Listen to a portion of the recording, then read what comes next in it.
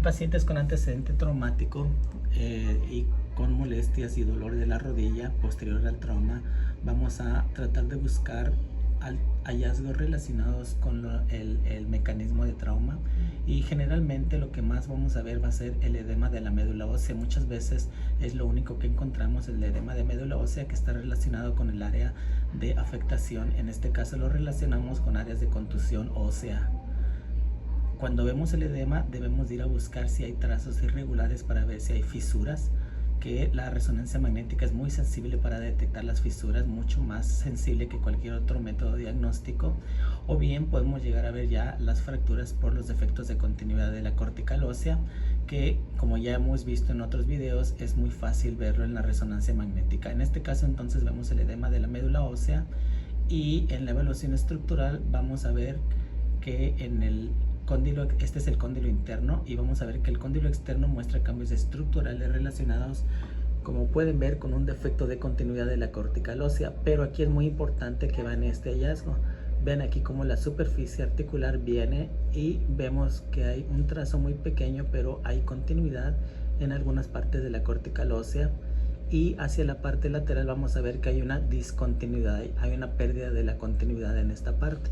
Entonces en el plano sagital lo vamos a evaluar, porque siempre debemos de evaluarlo en los diferentes planos, y en el plano sagital vamos a ver que el defecto de continuidad muestra características semejantes. Ven aquí cómo está una colección líquida relacionada con el defecto de continuidad, y vamos a ver que hay aquí una disrupción de la cortical. Aquí viene la superficie articular, viene la cortical, y ven aquí cómo hay un defecto de continuidad. Pero aquí lo interesante es que que sería el fragmento osteocondral libre, tiene una parte, bueno, sería parcialmente libre porque tiene una parte fija, que es esta de aquí, que hay continuidad. Esto es muy importante porque esto nos puede indicar que hay una fractura. Bueno, nos indica que hay una fractura, y esta continuidad nos va a hacer la diferenciación entre lo que es una fractura osteocondral y una osteocondritis disecante. En la osteocondritis disecante hay una falta de irrigación arterial en un fragmento óseo, y esa falta de irrigación va a producir un infarto, y el infarto va a hacer que el fragmento libre muera, se llegue a tener áreas de necrosis y se desprenda. Entonces generalmente vamos a ver desprendido el fragmento óseo. Entonces es por eso que este hallazgo que vemos aquí de continuidad es muy importante para distinguir entre una fractura osteocondral y entre una osteocondritis disecante. Otras características que vamos a ver cuando estamos hablando de una fractura osteocondral es el edema que habíamos dicho de médula ósea y la lesión de estructuras adyacentes, que en este caso vamos a ver que el menisco externo, este es el menisco externo, y vean cómo el menisco interno conserva su morfología, que es como una especie de moño de corbata o corbata de moño, que aquí, bueno, no está tan normal, porque lo normal es que lo viéramos de este color. Y aquí vemos que hay una hiperintensidad relacionada con proceso inflamatorio en el cuerno posterior, aunque no vemos como tal un desgarro ni afectación por defectos de continuidad.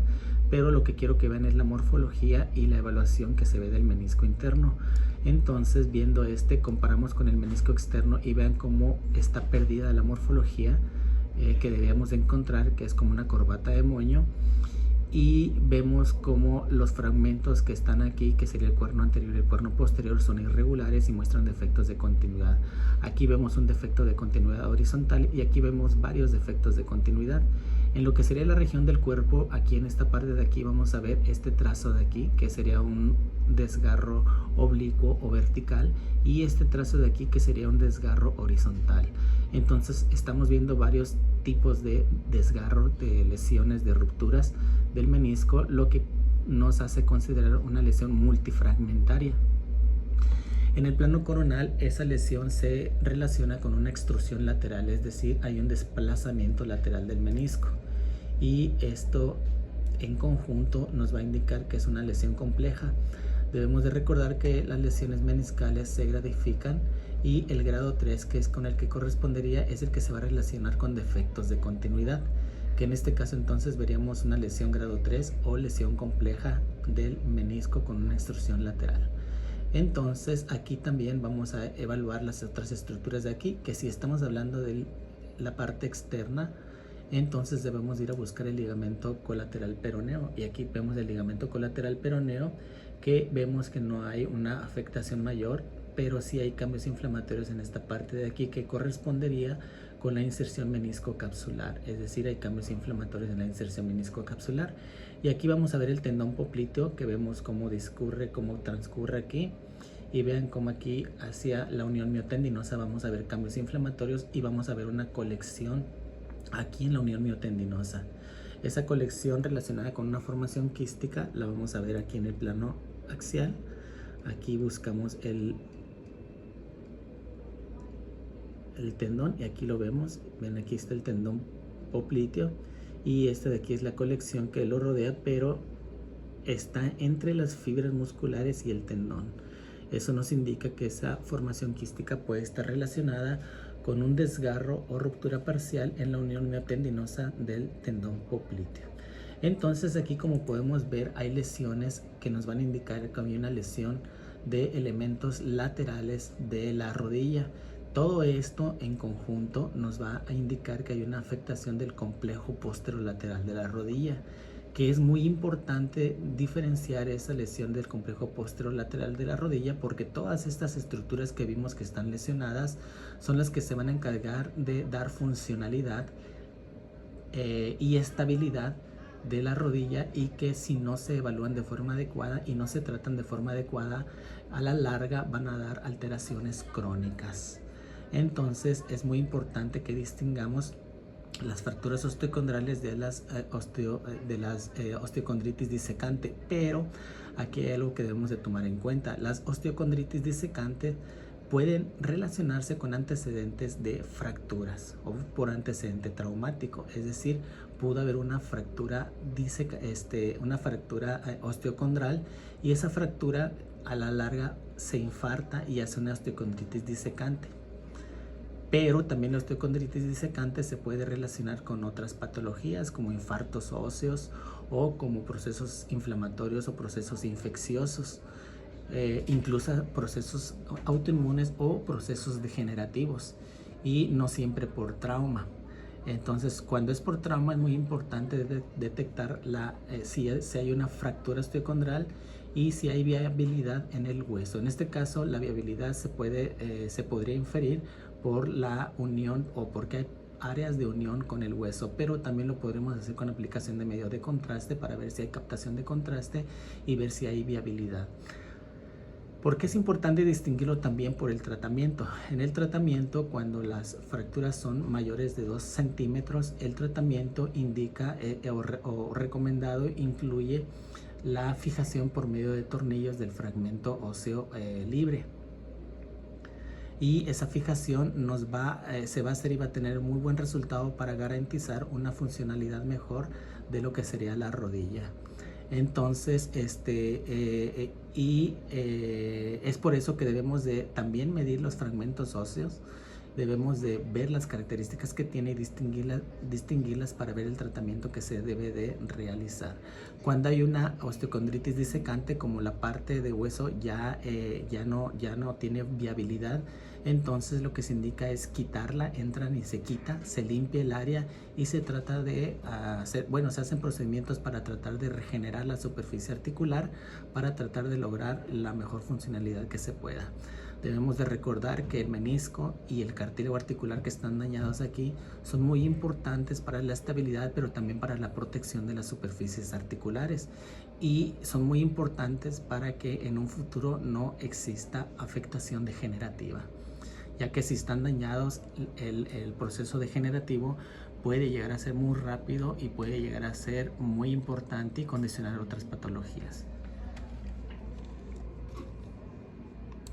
Aquí tenemos, este es un artículo muy bueno, muy importante, y esta es la importancia de lo que les comentaba, que no debemos dejar morir al hueso, debemos de saber distinguir muy bien entre las afectaciones osteocondrales para que podamos darle un mejor pronóstico de tratamiento a los pacientes.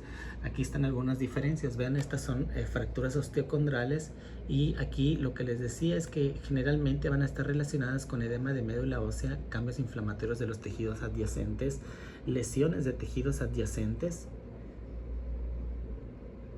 Y la característica que decíamos va a ser importante que de diferenciarlas, va a incidir en el tratamiento, ¿no? Las osteocondritis disecante, como habíamos comentado, vean aquí como por ejemplo aquí hay una osteocondritis disecante. ¿Dónde está? Aquí está. Aquí se ve muy bien y vean cómo aquí el fragmento óseo ya está libre. Hay un defecto de continuidad aquí, hay defectos de continuidad, el fragmento está desplazado.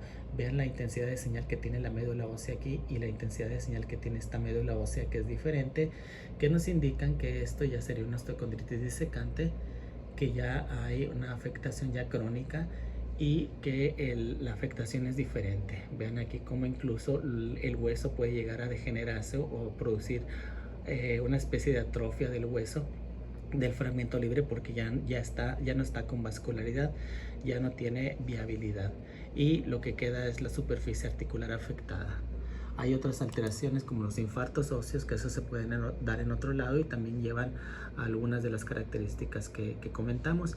Y pues los infartos óseos están relacionados con los cambios degenerativos subcondrales que están relacionados precisamente con proceso degenerativo, como en las artrosis, en las artropatías degenerativas crónicas, artritis reumatoide, espondilitis anquilosante, etcétera, etcétera. Entonces deben de recordar muy bien los conceptos y deben de recordar muy bien que la osteocondritis disecante no es lo mismo que la fractura osteocondral y que debemos de saber distinguirlas. Recuerden que nos ayudan mucho dándonos like, recomendando el canal, y si se pueden suscribir muchísimo mejor. Es la forma que nos ayudan para tratar de seguir subiendo este tipo de contenido.